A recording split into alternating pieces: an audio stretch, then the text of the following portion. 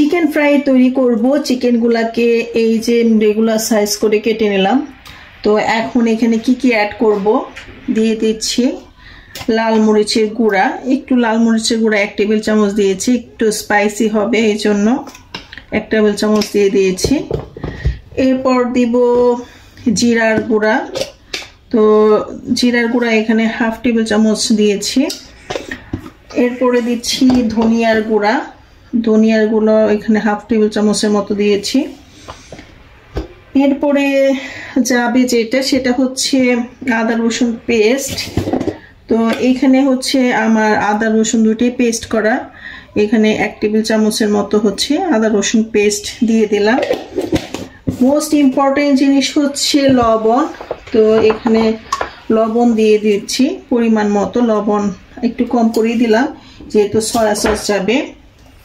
দিয়ে দিলাম 1 টেবিল চামচ পরিমাণে লাইট সয়া সস, যদি ডার্ক সয়া সস থাকে তাহলে পরিমাণ একটু কম দিবেন।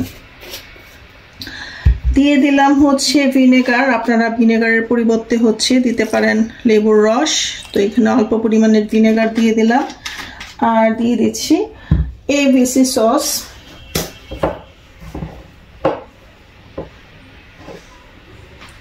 এই যে এবিসি সসটা দিয়ে দিলাম।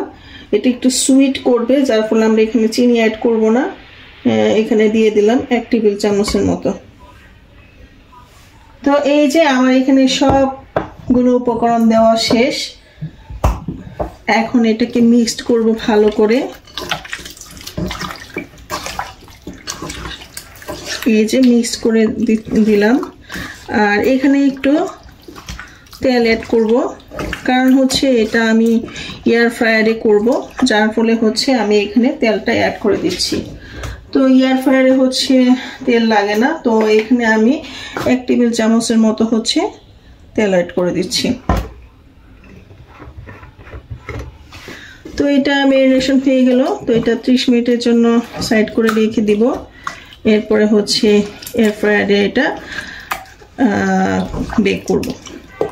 তো এই যে আমার ম্যারিনেশন কমপ্লিট। এখানে গোলমরিচের গুঁড়াটা স্কিপ করে দিয়েছি, এই যে গোলমরিচের গুঁড়া দিয়ে দিয়েছি। গোলমরিচের গুঁড়া দিয়ে এখন একটু মেখে রেখে দিচ্ছি, তখন স্কিপ করে ফেলছিলাম।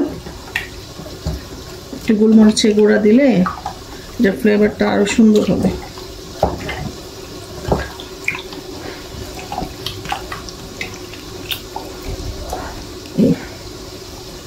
তো এটা 30 মিনিট পর হচ্ছে ফ্রাই করব।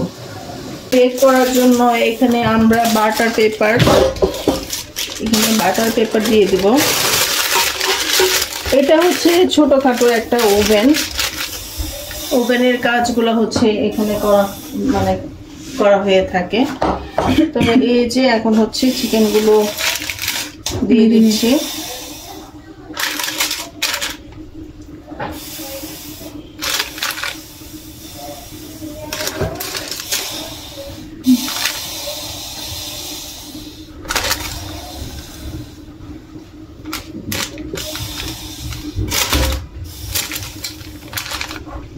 আরেকটা দেওয়া যাবে। তো এই যে সবগুলো চিকেন দিয়ে দিলাম।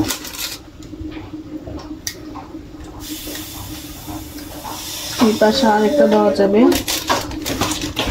তো মোটামুটি এটা 5.5 লিটার, তো এখানে মোটামুটি 4টা 5টা 6টা 7টা 8টার মতো চিকেন দিতে পেরেছি।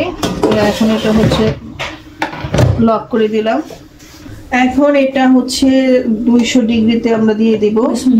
200 ডিগ্রিতে হচ্ছে বেক করব হচ্ছে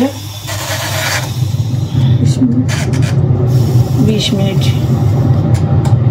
তো এয়ার ফ্রায়ার হচ্ছে চালু হয়ে গিয়েছে। তো আমরা 20 মিনিট পর আবার ফিরে আসব। তো দেখি আমাদের নতুন এয়ার ফ্রায়ার আমাদের কি মজার খাবার রেডি করে দেয়। তো আপনার সাথে থাকুন। এয়ার ফ্রায়ারে অল্প তেলে খুব সুন্দর ফ্রাই হয়। আর দেখুন খুব সুন্দরভাবে ফ্রাই হয়েছে, আর আমার ছেলের কাছে খুবই ভালো লেগেছে। আমরাও খেয়ে ফেলছি, অর্ধেক খাওয়া শেষ। এরপর হচ্ছে ভিডিও করতে আসলাম। আর এখানে যে জিনিসটা হচ্ছে, আমার প্রথমবার যেহেতু আমি ফ্রাই করেছি, আমার টাইম সম্পর্কে এত বেশি ধারণা ছিল না।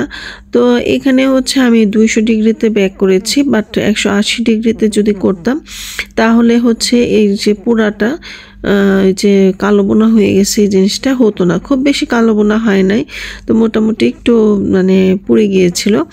তো এটা হচ্ছে আমি 180 ডিগ্রিতে হচ্ছে বেক করতে হবে, আর 10 থেকে 15 মিনিট এবং চেক করতে হবে।